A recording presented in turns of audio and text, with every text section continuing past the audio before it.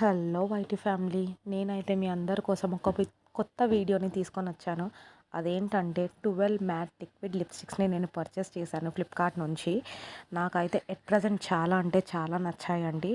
చాలా long lasting కూడా ఉన్నాయి. నేను హ్యాండ్ మీద పెట్టుకొని చూపించాను మీకు అది ఎలా ఉందో, దాని వాటర్ ప్రూఫ్ ఎలా ఉంది అని.